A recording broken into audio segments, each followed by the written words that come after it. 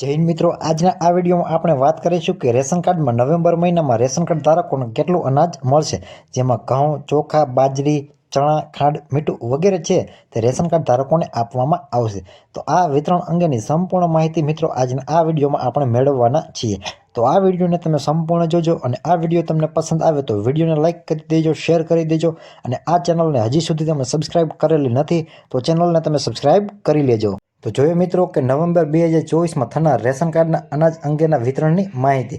તો રાજ્ય સરકાર દ્વારા રાષ્ટ્રીય અન્ન સલામતી કાયદા 2013 હેઠળ છે તે NFSA હેઠળ સમાવિષ્ટ 74 લાખથી વધુ રેશન કાર્ડ ધારક કુટુંબોની 3.68 કરોડની જનસંખ્યાને પ્રધાનમંત્રી ગરીબ કલ્યાણ અન્ન યોજના અંતર્ગત છે તે ઘઉં અને ચોખાનું વિના મૂલ્ય છે તે વિતરણ કરવામાં આવશે. તો આ અંગેની આપણે હવે સંપૂર્ણ માહિતી મેળવીએ. જેમાં રેશન કાર્ડ ધારકોને ઘઉં અને ચોખાનું વિનામૂલ્ય વિતરણ કરવામાં આવશે. જેમાં અંત્યોદય કુટુંબો એટલે કે AAY ધારક રેશન કાર્ડ ધારકો હોય તેને ઘઉં છે તે કાર્ડ દીઠ 20 કિલોગ્રામ આપવામાં આવશે અને ચોખા છે તે કાર્ડ દીઠ 15 કિલોગ્રામ છે તે આપવામાં આવશે. જ્યારે વાત કરવામાં આવે તો અગ્રતા ધરાવતા કુટુંબો એટલે કે PHH રેશન કાર્ડ ધારકો હોય તેઓને ઘઉં છે તે વ્યક્તિ દીઠ 3 કિલોગ્રામ મળવાપાત્ર રહેશે અને ચોખા છે તે વ્યક્તિ દીઠ 2 કિલોગ્રામ મળવાપાત્ર રહેશે. એ મિત્રો તમારા ઘરના સભ્યો પ્રમાણે છે તે ઘઉં અને ચોખાની ગણતરી છે તે કરી લેવામાં આવશે. ત્યારબાદ અહીં તમને એક વિશેષ નોંધ જોવા મળે છે, જેમાં બાજરી અને જુવારનો જથ્થો જે દુકાનમાં ઉપલબ્ધ હશે તે દુકાન પરથી મળવાપાત્ર રહેશે. જે પણ દુકાનમાં બાજરી અને જુવારનો જથ્થો પૂર્ણ થયા બાદ છે તે બાજરી અને જુવારની અવેજીમાં ઘઉં મળવાપાત્ર રહેશે. એટલે જે પણ રેશન કાર્ડ ધારકોની ડીલરની દુકાન હોય ત્યાં તમને બાજરી અથવા જુવારનો જથ્થો હશે તો મળશે, અને જો તે પૂર્ણ થઈ ગયું હોય અથવા તો ઉપલબ્ધ ન હોય તો એના બદલામાં તમને છે તે ઘઉં મળવાપાત્ર રહેશે.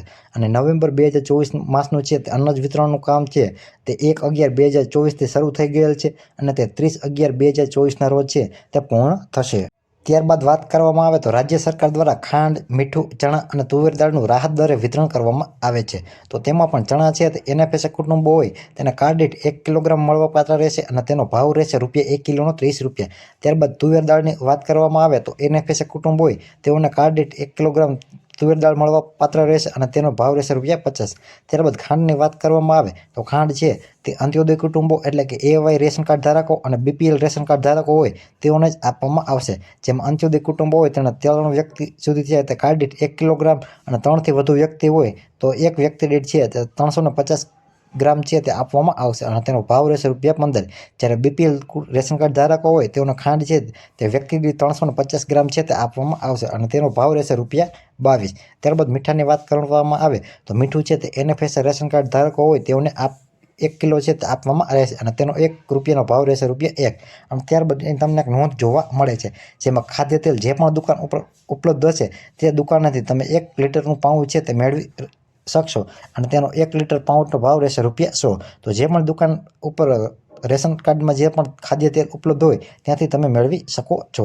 અને ત્યારબાદ રેશન કાર્ડની અંગેની વધુ માહિતી મેળવવામાં આવે તો શ્રમ કાર્ડ પોર્ટલ ઉપર જે પણ શ્રમિકો નોંધાયેલા હોય તેઓ રાષ્ટ્રીય અન્ન સલામતી કાયદા હેઠળ છે પાત્રતા ધરાવતા હોય તેવા શ્રમિકો છે તે આ યોજનાનો લાભ છે તે મેળવી શકે છે. માટે તમારે નજીકની ઝોનલ ઓફિસ હોય ત્યાં અથવા તો મામલતદાર કચેરીનો છે તે સંપર્ક કરવાનો રહેશે. અને રેશન કાર્ડ ધારકોને રેશન કાર્ડને લગતી અન્ય કોઈ પણ પ્રકારની માહિતી મેળવવી હોય તો ગુજરાત સરકારની માય રેશન એપ્લિકેશન દ્વારા છે તે મેળવી શકે છે. અને જે પણ રેશન કાર્ડ ધારકોએ હજી સુધી KYC કરાવેલ ના હોય તો દરેક રેશન કાર્ડ ધારકોએ માય રેશન એપ્લિકેશન અથવા તો ગ્રામ પંચાયતમાંથી છે તે KYC કરાવી લેવાનું રહેશે. તો મિત્રો આવી જ રીતે તમે એન્જલ ઇન્ફોર્મેશન YouTube ચેનલ ઉપર સરકારી યોજના, સરકારી ભરતી, જમીન રેકોર્ડ, આધાર કાર્ડ, આયુષ્માન કાર્ડ, ચૂંટણી કાર્ડ, રેશન કાર્ડ, શ્રમ card, PAN card, driving licence, PM કિસાન, ખેડૂત, ડિજિટલ ગુજરાત, સમાજ કલ્યાણ, ઓજસ સંબંધિત તથા અન્ય રસપ્રદ માહિતીસભર વિડીયો છે તે તમે આ ચેનલ ઉપર જોઈ શકશો. તેમજ અમારી આ YouTube ચેનલના વિડીયોને તમે લાઇક કરી દેજો, શેર કરી દેજો અને આ YouTube ચેનલને તમે સબસ્ક્રાઇબ નથી કરેલી તો અત્યારે આ YouTube ચેનલને તમે સબસ્ક્રાઇબ કરી લેજો. તો મળીએ મિત્રો એક નવા વિડીયોમાં નવા ટોપિક સાથે. ત્યાં સુધી જય હિન્દ.